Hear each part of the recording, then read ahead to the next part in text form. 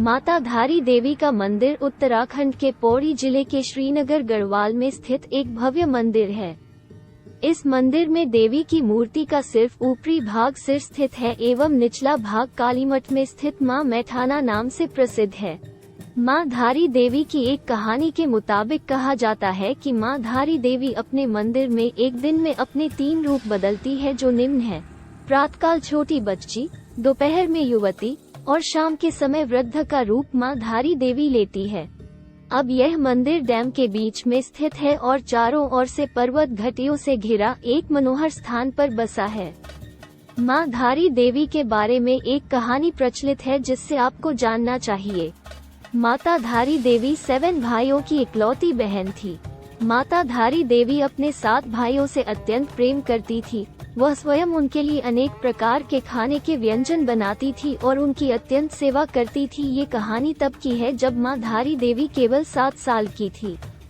परंतु जब उनके भाइयों को ये पता चला कि उनकी इकलौती बहन के ग्रह उनके लिए खराब है तो उनके भाई उनसे नफरत करने लगे। वैसे तो माता धारी देवी के 7 भाई मां धारी देवी से बचपन से ही नफरत करते थे, क्योंकि मां धारी देवी का रंग बचपन से ही सांवला था। परंतु मां धारी देवी अपने 7 भाइयों को ही अपना सब कुछ मानती थी, क्योंकि इनके माता पिता के जल्दी गुजर जाने के कारण धारी देवी का पालन पोषण अपने भाइयों के हाथों से ही हुआ था और उनके लिए अपने भाई ही सब कुछ थे। धीरे धीरे समय बीतता गया और धारी मां के भाइयों की मां के प्रति नफरत बढ़ती गई।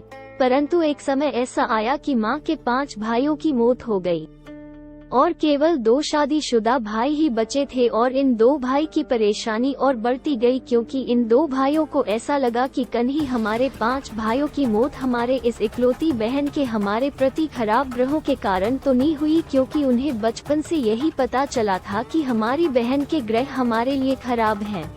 और इन 2 भाइयों को ये डर सताने लगा कि कहीं अब हमारी बारी तो नहीं है, और इन 2 भाइयों ने साथ में विचार विमर्श किया और अपनी इस इकलौती बहन को मारने की साजिश रचने लगे। साथ में इनकी पत्नियों ने भी इन्हें यही करने की प्रेरणा दी कि वह अपनी बहन को मार दे, और उन दोनों भाइयों ने वही किया।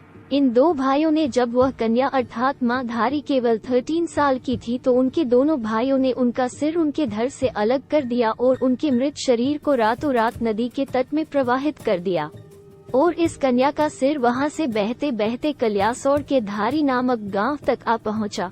जब सुबह सुबह का वक्त था तो धारी गांव में एक व्यक्ति नदी तट के किनारे पर कपड़े धुल रहा था, तो उन्होंने सोचा कि नदी में कोई लड़की बह रही है। उस व्यक्ति ने कन्या को बचाना चाहा, परंतु उन्होंने ये सोचकर कि मैं वहां जाऊं तो जाऊं कैसे, क्योंकि नदी में तो बहुत ही ज्यादा पानी था, और वह इस डर से घबरा गए कि मैं कहीं स्वयं ही न बह जाऊं, और उसका धैर्य टूट गया और उसने सोच लिया कि मैं अब वह कन्या को नहीं बचाएगा। परंतु अचानक एक आवाज नदी से उस कटे हुए सिर से आई जिसने उस व्यक्ति का धैर्य बढ़ा दिया। वह आवाज थी कि तू घबरा मत और तू मुझे यहाँ से बचा, और मैं तेरे को यह आश्वासन दिलाती हूँ कि तू जहाँ जहाँ पैर रखेगा मैं वहाँ वहाँ पे तेरे लिए सीढ़ी बना दूंगी। कहा जाता है कि कुछ समय पहले ये सीढ़ियाँ यहाँ पर दिखाई देती थी। कहा जाता है कि जब वह व्यक्ति नदी में कन्या को बचाने गया तो सच में अचानक एक चमत्कार हुआ। जहाँ जहाँ उस व्यक्ति ने अपने पैर रखे वहाँ वहाँ पर सीढ़ियाँ बनती गई।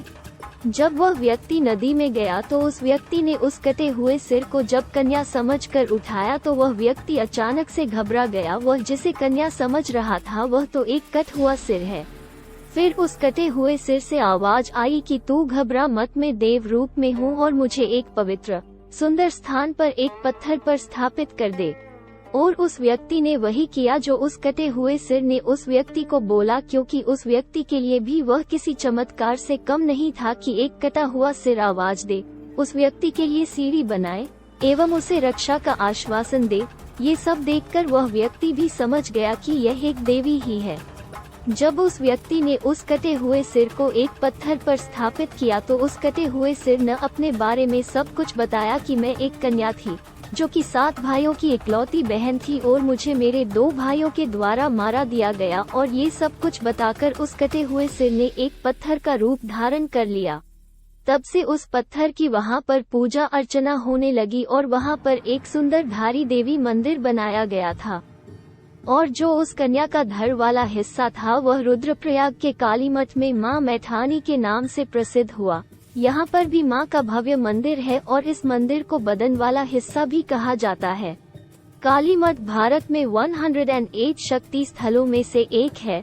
धार्मिक परंपराओं के अनुसार कालीमठ एक ऐसा स्थान है जहां देवी काली ने रक्तबीज नामक राक्षस को मारा था और उसके बाद देवी पृथ्वी के नीचे चली गई थी। शक्तिपीठों में कालीमठ का वर्णन पुराणों में भी मिलता है। कहा जाता है कि जब कोई व्यक्ति भी यहाँ पर सच्चे मन से आता है तो उसकी सभी मनोकामनाएं पूर्ण होती है।